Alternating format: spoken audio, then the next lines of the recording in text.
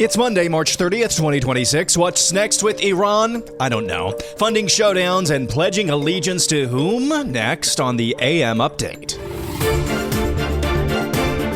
According to U.S. Central Command, in an update over the weekend, Operation Epic Fury has resulted in 11,000 plus combat flights from the United States forces alone, 11,000 targets struck within Iran, 150 vessels of the Iranian Navy struck and destroyed as well.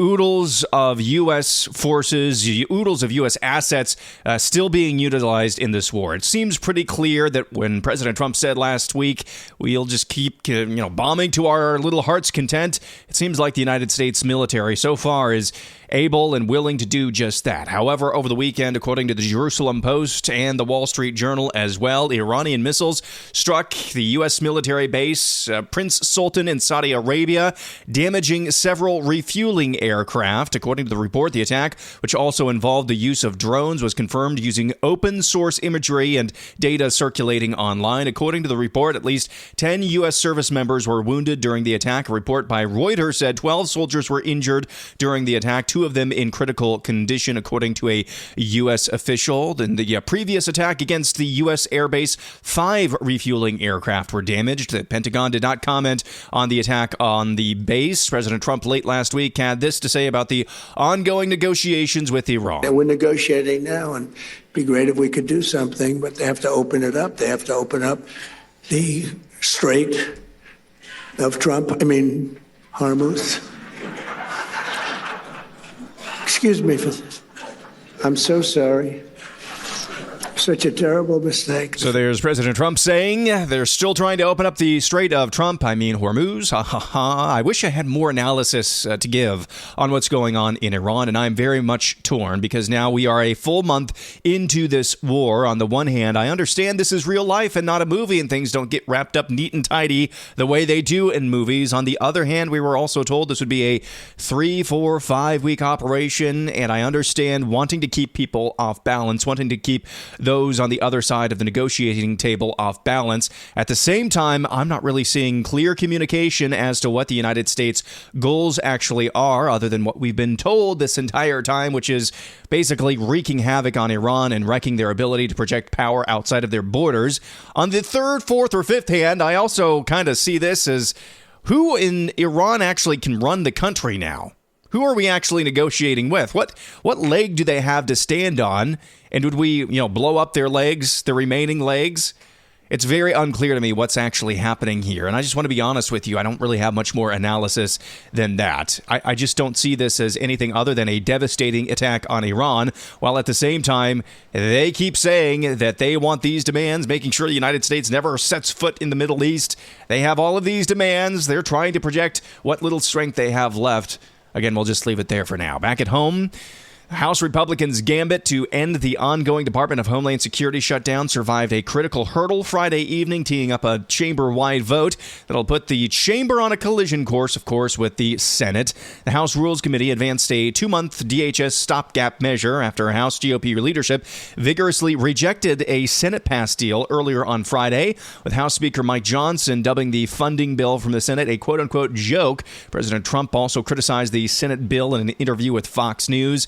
The Senate deal provided a full-year appropriation for DHS minus funding for immigration and customs enforcement, halting roughly $5.5 billion for the agency. It also largely nixed funds for U.S. Customs and Border Protection, save for just $11 billion for operations and support. So that was the Senate, the brilliant GOP idea. The brilliant Senate Republican idea to give the Democrats what they want and then promise to fund the things they stripped out, like immigration enforcement. Pinky promise to fund those during a reconciliation bill. Sounds like that's dead on arrival in the House, and now the House is working on their separate bill, or at least a variation of the one that the Senate sent them. Tom Homan, border czar, sets the record for the 555th time, sets the record straight on why this DHS shutdown is actually happening. Look, and the American people hold Congress responsible. They're on vacation right now while tens of thousands of DHS employees aren't being paid. Right, but Republicans control both chambers. This is the president's party. The Democrats shut down DHS. They voted shut down DHS because they simply won't fund DHS because they want to change ICE policies so ICE is less effective in the interior. Remember why we're here? We're here because the last 4 years of an open border, millions of people are in this country illegally. Many public safety threats, national security threats, and we're out seeking them and arresting them, and they simply don't like ICE enforcing the law. They proved that last 4 years they didn't let ICE enforce the law. So there's border czar Tom Homan being questioned by Margaret Brennan on CBS News' Face the Nation. And I think Margaret Brennan is pretty stupid, so she doesn't understand what she's asking there. But it is pretty ironic that she's basically asking Tom Homan by asking, hey, Republicans control both chambers of Congress. Why don't they actually pass this? Why is this the Democrats' fault? She's essentially asking, why don't Republicans nuke the filibuster? I don't think she realizes that's the question she's asking, but that is the effect of what she's asking. Meanwhile, across the country in cities large and small. Working class revolution! Working class revolution! That is Times Square, where another round of No Kings protests went down.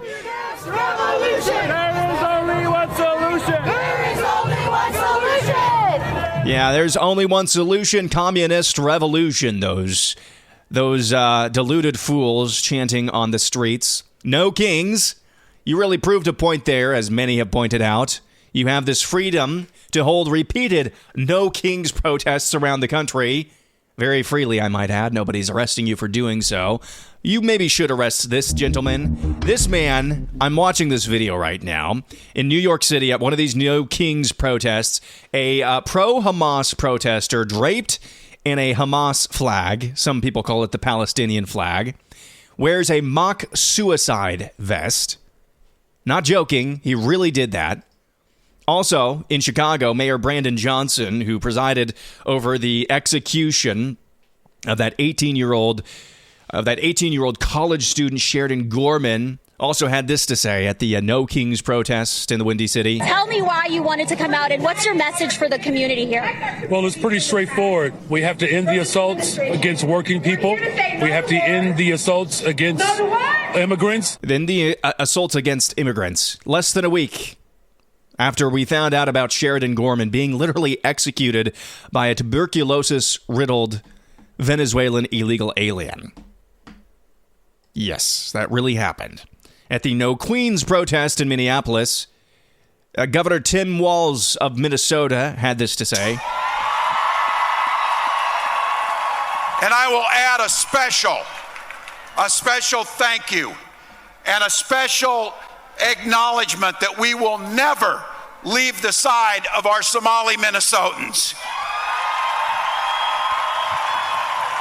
Here's our pledge to you.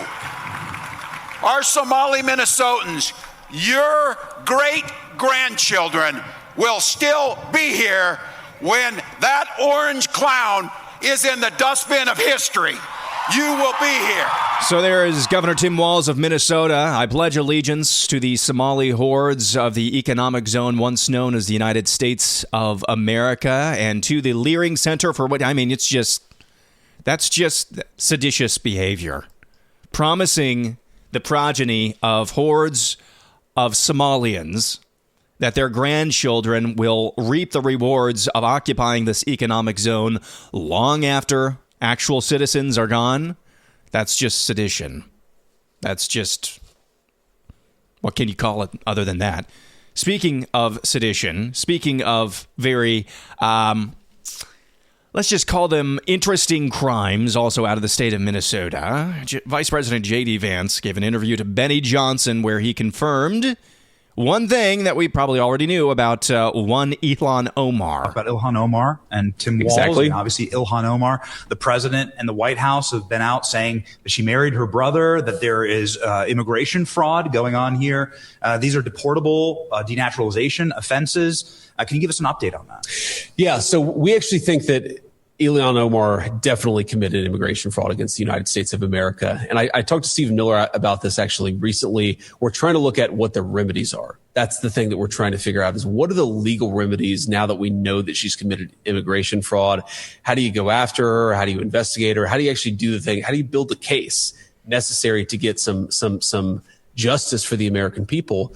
There's a related issue, Benny, which is she has been at the center of a lot of the worst fraudsters in the Somalian community. So do I know that Ilhan Omar was aware that the Quality Leering Center was defrauding the American people? I'm not certain of it, but we at least need to investigate it, because if people can commit wrongdoing without even the fear that they're going to be found out, that's a fundamental problem. So I'm worried about the immigration fraud. I'm also worried about, what did Ilhan Omar know about what was happening in the Somali community, and why was nobody looking into it until, frankly, Donald Trump came along? Vice President J.D. Vance says the White House now very much believes Ilhan Omar committed immigration fraud to get her keister into the United States. On the topic of immigration when we come back, but in different terms, just how different is the Trump administration, the second Trump administration, when it comes to deportation and getting illegals out of the country?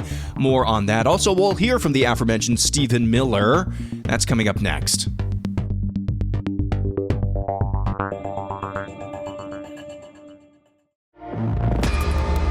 So how different is the second Trump administration compared to other previous administrations when it comes to immigration? Well, we talked about the outflows from various major metropolitan areas. It's data compiled by the New York Times based on Census Bureau information. Put in different terms, however, net monthly flows of immigration. Ronald Reagan averaged 50,000 plus 50,000 into the country every month. The first Bush administration plus 55,000 a month. The Clintons plus 67,000 a month. The second Bush administration plus 75,000 a month. The Obama administration plus 68,000 a month. The first Trump administration plus 40,000 a month. And Biden, of course, plus 200,000 inflowing every single month. The second Trump administration, outflowing, getting out of this country, 145,000 per month. Now, especially when taken into account the Biden administration's letting in 1/5 people, 200,000 people every single month. This is way too slow. But it's a step, baby steps, in the right direction. On the topic of Minnesota fraud, we'll go back to that topic for a bit. Here is Stephen Miller, White House Deputy Chief of Staff. Think about what this does to public trust, social trust, people's faith in the system. Right? Imagine in a community, a working class community in the Twin Cities, say a native Minnesotan who works as a lineman or works as a construction worker, works in any job that requires hard work, dedication, focus, who's worried about his ability to support for and provide his family. And then imagine that he has a neighbor who's a Somali refugee who arrived 2 years ago and has a Mercedes and no financial stress and no worries at all in the entire world and never seems to ever go to work at all because he just went to an office in the state, lied on a piece of paper, and got unlimited free money forever for life. That is the system that is being run, and that is the corruption that this task force, under the leadership of the Vice President, is going to demolish. There is White House Deputy Chief of Staff Stephen Miller pointing out the fraud task force that he and Vice President J.D. Vance are working on and putting it into basically layman's terms. You heard that example he provided there. That is a breakdown in the social compact. What are the rules of the game? So long as you put in an honest day's work, so long as you do things, you capitalize on skills, knowledge that you possess that maybe other people don't possess, you will be able to make it in this country. And then you have a neighbor who moved in from a third world country, and they are immediately doing better than you, not striving at all because they're committing fraud. Now, from the perspective of the illegal or the perspective of a foreigner who is maybe on paper here legally, and you have a pathway to getting rich without doing anything, without putting any work in, this is just a no-brainer. You're not inculcated with the values of this country. You don't know what the social compact is. All you see is free money sitting on the table. Why wouldn't you take advantage of that? This is maybe that example, at least. You know, it's a fictional example. I'm sure it exists in the real world somewhere. Proof positive, once more, got to do something about the legal immigration system as well. Shut it down. Shut it down, at least for a moratorium anyway. Well, some controversy over the weekend in Jerusalem, particularly with certain holy sites. The Latin Patriarch of Jerusalem says Israeli police blocked him from saying Palm Sunday Mass at the Church of the Holy Sepulcher. He said in a statement, quote, "As a result, and for the first time in centuries, the heads of the church were prevented from celebrating the Palm Sunday Mass at the Church of the Holy Sepulcher. This event is a grave precedent and disregards the sensibilities of billions of people around the world who, during this week, look to Jerusalem." U.S. Ambassador to Israel Mike Huckabee also added this, quote, "The 4 representatives of the Catholic Church were well below the 50-person or less threshold for meetings." So the Israeli government has put a threshold during this time of war. You can only meet together if your numbers are 50 or less. It was just 4 representatives from the Catholic Church who attempted to do their Mass at the Church of the Holy Sepulcher for Palm Sunday. Huckabee goes on, quote, "Statements from the government of Israel indicate the action to prohibit Cardinal Pizzaballa from entering the Church of the Holy Sepulcher were for safety reasons, but churches, synagogues, and mosques throughout Jerusalem have met with the restrictions of 50 or less. For the Patriarch to be barred from entry to the church on Palm Sunday for a private ceremony is difficult to understand or justify. Israel has indicated it will work with the Patriarch to accommodate a safe means of carrying out Holy Week activities." So there is Ambassador Mike Huckabee, highly critical of the government of Israel for disallowing representatives of the Catholic Church from doing their Mass on Palm Sunday at the church. The office of Prime Minister Benjamin Netanyahu posted on social media, quote, "Given the holiness of this week leading up to Easter for the world's Christians, Israel's security arms are putting together a plan to enable church leaders to worship at the holy site in the coming days." So there is Prime Minister Netanyahu, at least his office anyway, recognizing how terrible of a look it is for their government, even given the current circumstances, war with Iran. And yes, they are legitimately trying to protect everyone because Iran has sent rockets and missiles towards that holy site and other sites in the close proximity there. They're trying to keep everybody safe, but to disallow even a very small patronage to the Church of the Holy Sepulcher just for Mass for people, that's going way too far. And it looks like Israel's government is recognizing that. Back to Vice President J.D. Vance for this. He was asked by Benny Johnson as well.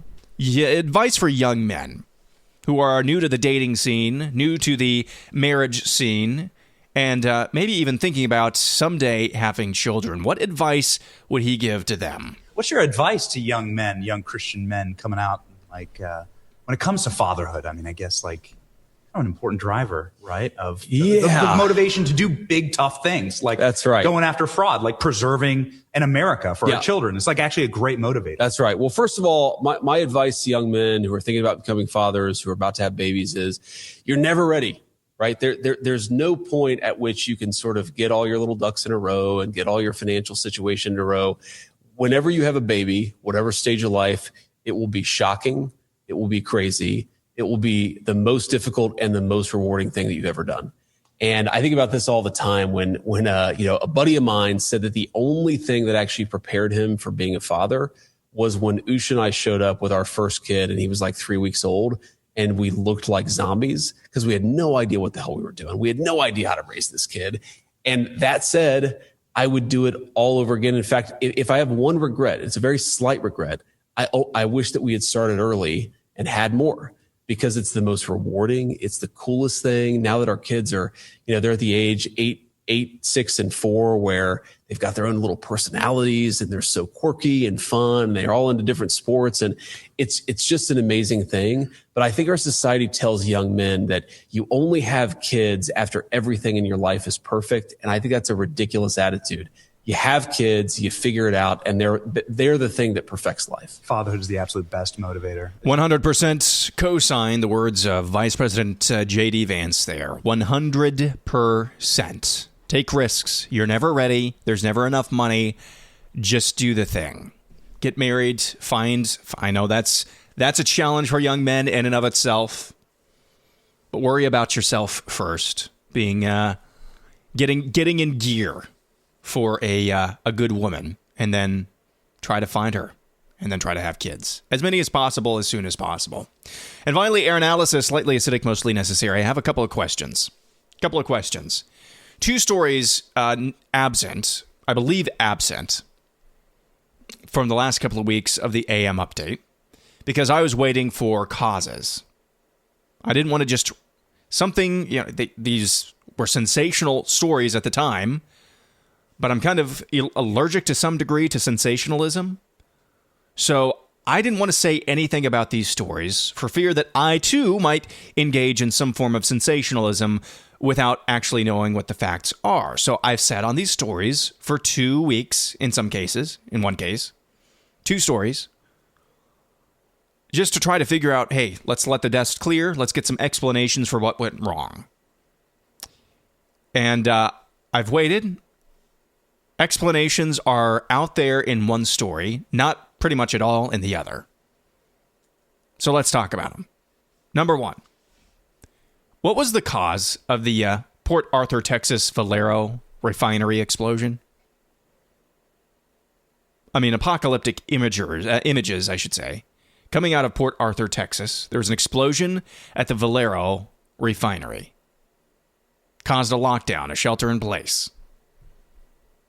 Fires burning for hours on end. What was the cause of that? I tried to look it up over the weekend.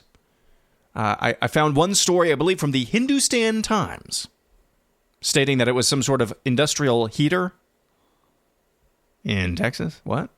Now, I'm sure there's different elements for refineries. Some elements need to be cooled, blah, blah, blah, blah, blah. I'm sure there's an industrial heater application for refineries. I'm not a refinery expert, but I would still like to know what the cause of that explosion was.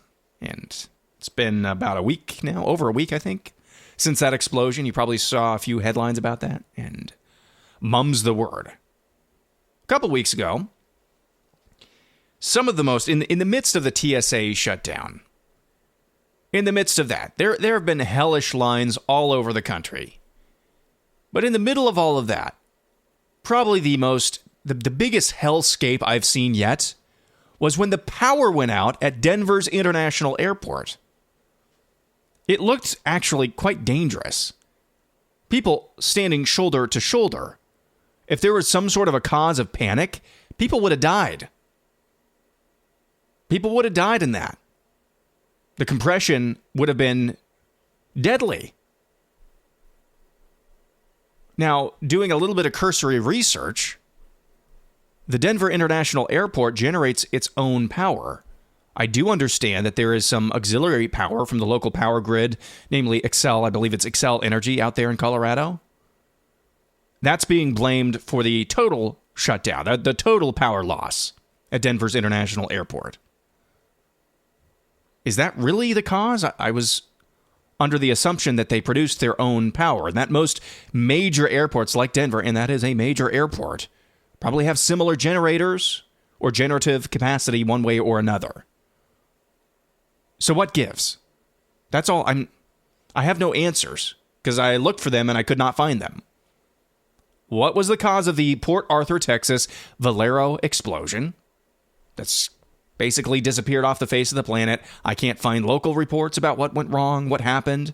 I'm also being told that, or I can read as well, that the refinery is back up and running, so I guess that's okay. Maybe it's not that big of a deal after all.